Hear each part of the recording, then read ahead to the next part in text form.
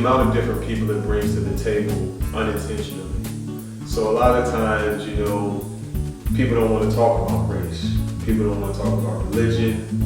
People don't want to talk about some difficult subjects. But when you bring in the subject of generations to the table, everyone suddenly gets so open and honest. And there's a constant sharing about our biases, how we feel, and it really opens up the conversation and really is a great arena to start real conversations. Also, it's just a reality that the workplace is changing.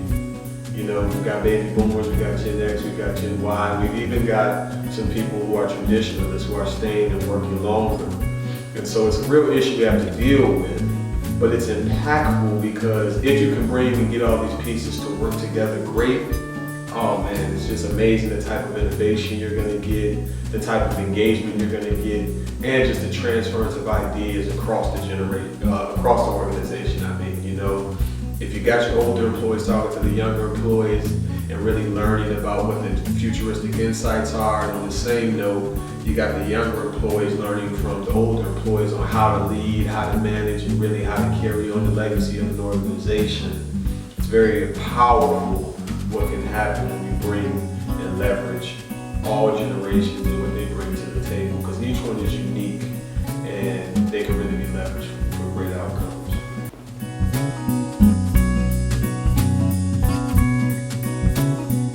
What makes it unique is the fact that it applies to a lot of other concepts that we do. So when we talk about cultural competence, when we talk about managing expectations, it's huge within this generational space, and generation kind of brings it to life.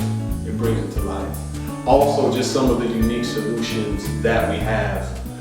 So Me and Pops is one. Me and Pops is really about my father and I doing a presentation highlighting those differences between the baby boomer generation and the millennial generation at the same time.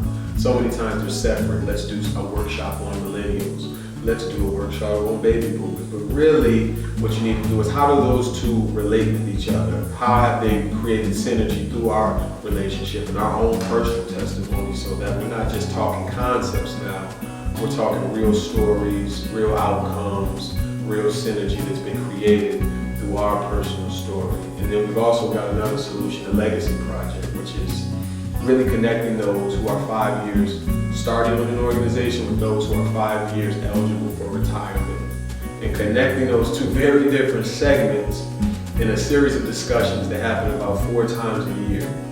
And through that, they really get to learn, the younger employees, about the legacy of the company. And then those older employees really get to learn and gain those futuristic insights. And it's not so much that we're going to train you, no, we're just going to facilitate a dialogue between two very different segments, and hopefully through that dialogue build synergy, find better ways to do things, and really create some succession planning on one end, but also just elevating the level of innovation, the level of ideas, and the level of communication bridges that you have within an organization. If you got your new employees very comfortable reaching out with your older employees, it really creates a matrix of networks that usually don't exist within organizations. We find that they're very siloed and separated, but when you can kind of create those dialogues across those generations, it's really powerful, the type of synergy that can be created.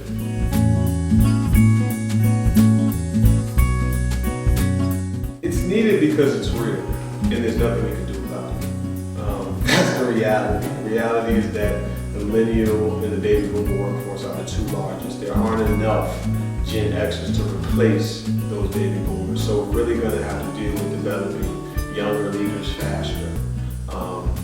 And so it's a dynamic that's not going to change regardless of whether we ignore it or not. It's very necessary, especially when you think about preparing for the future. The world is changing at a rapid pace. And so what you really need to do is you got to key in on those futuristic insights and connect them with what the company is already doing, what they're trying to accomplish, and what they already have accomplished. And we feel like our generation solutions really help on multiple different levels. It could be executive level, really very impactful from a manager level. people who are coming onto a team, they have to lead a team of people who are just totally different. But if you don't have any framework on how this might look, how this might work due to those generational differences, you can find yourself trying to teach a whole bunch of people to do something the same way, and then wondering why you're not getting the results. I said I needed this. You didn't get it the way you wanted because you might not have known some of those generational nuances that make people different. So it's really going to create better communication, better collaboration, and then just better contribution from everyone, because everyone's communicating and collaborating with each other in a way that's bringing the best solution regardless of where you're coming from. And then there's just a level of respect that's established for those differences. A lot of times we see something different and we immediately say it's less than.